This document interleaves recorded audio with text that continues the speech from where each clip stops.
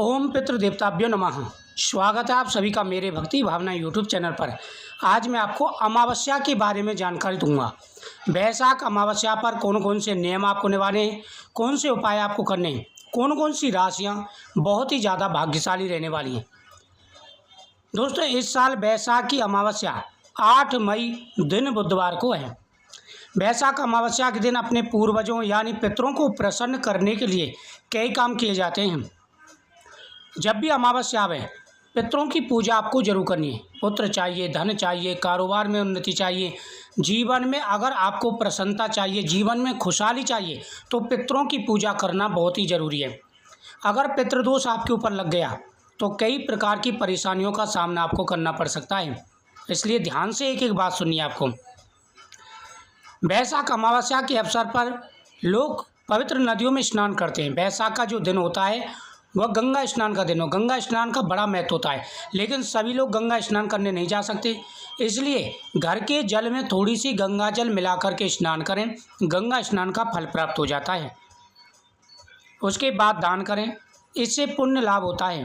वैशाख अमावस्या के दिन अपने पूर्वजों यानी पितरों को प्रसन्न जरूर करें ताकि पितृदोष ना लगे। जिस तरह से वैशाख अमावस्या पर कुछ काम को करने की मनाही है, उसी तरह से कुछ कार्यों को करना जरूरी होता है। कुछ कार्य ऐसे हैं जो नहीं करने चाहिए और कुछ कार्य ऐसे हैं जो करने चाहिए। वैशाख अमावस्या के दिन हर व्यक्ति को स्नान के बाद दान जरूर करना चाहिए, क्योंकि अमावस्या का जो दिन होता है वह भगवान ने पितरों के लिए बनाया है। देव पूजन, ऋषि पूजन और पितृ पूजन।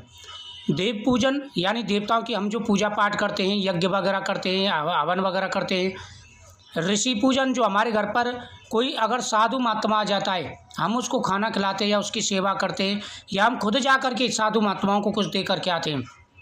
पितृ पूजन जो पितरों के नाम से तर्पण करते हैं, पितरों की पूजा करते हैं, ब्राह्मणों को भोजन कराते हैं। ये 3 कार्य अमावस्या के दिन जरूर करने चाहिए। इन 3 कार्यों को करने से हर प्रकार की मनोकामना पूरी हो जाती है।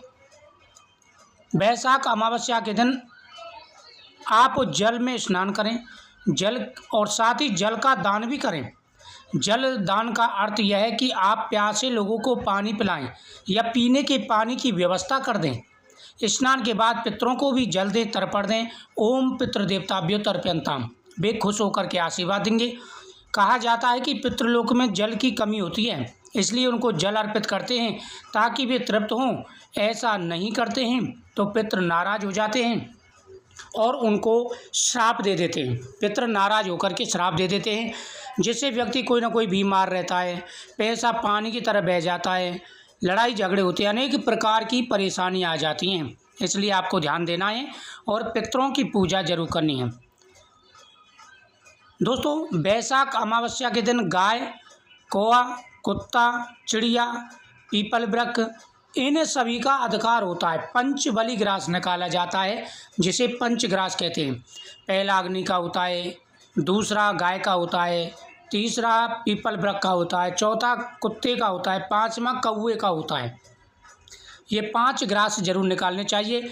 इसे पंचबली कर्म का स्थान दिया गया है। यदि वे दाने और पानी से तृप्त होते हैं तो आपके पितर भी खुश होते हैं। मान्यता है कि अगर गौ का ग्रास दिया जाए और कौवे का ग्रास डाला जाए और कौवा आकर के खा जाता है तो समझो पितृ प्रसन्न हो गए और आपको आशीर्वाद प्राप्त हो गया। पितरों के देवता आर्यमा हैं। वैशाख अमावस्या के दिन आपको आर्यमा की पूजा करनी चाहिए। जब वे प्रसन्न होते हैं तो पितरों को मुक्ति प्रदान करते हैं, नहीं तो पितृलोक में रहते हैं और उनको मोक्ष की प्राप्ति नहीं हो पाती और साथ ही कई प्रकार के कष्ट भी उनको भोगने पड़ जाते हैं।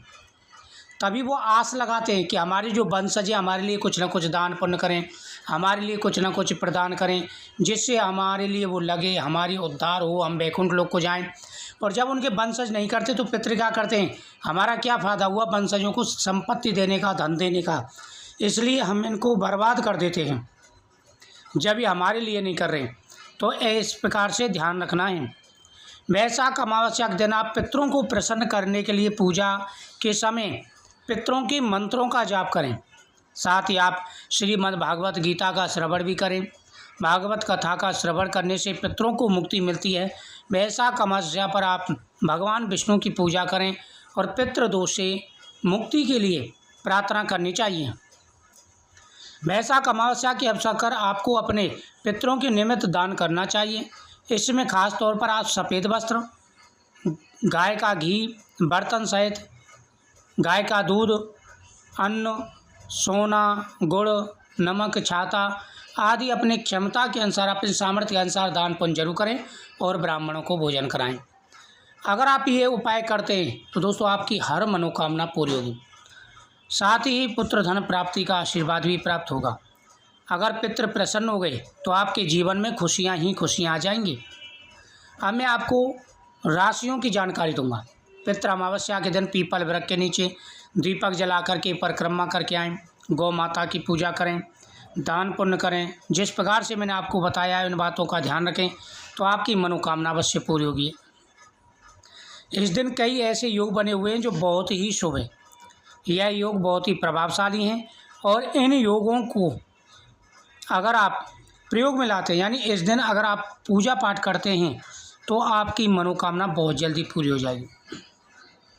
मेष राशि, पुत्र धन का आशीर्वाद प्राप्त होगा।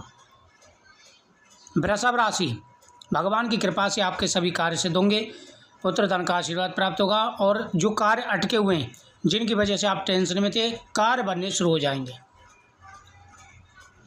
तीसरी है मिथुन राशि, चौथी सिंह राशि,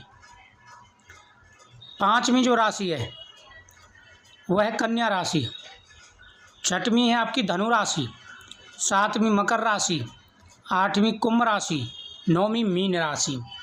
9 राशियाँ ऐसी हैं जो इस दिन बहुत ही ज़्यादा भाग्यशाली रहने वाली हैं। इन राशियों का योग बहुत ही अच्छा है। तो दोस्तों जो शास्त्रों में हमारे में नियम बताए हैं, जो शास्त्रों में पूजाएं बताई हैं, जो विधि बताई हैं, उनको अवश्य करना चाहिए।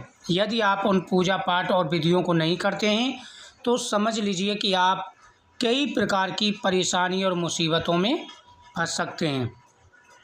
इसलिए विशेष रूप से ध्यान रखें और भगवान की पूजा पाठ पर ध्यान दें। आपकी सभी मनोकामना अवश्य पूरी होगी और जो भी जीवन में परेशानी, दुख, संकट आ रहे हैं, सारे कष्ट और संकट आपके दूर होंगे।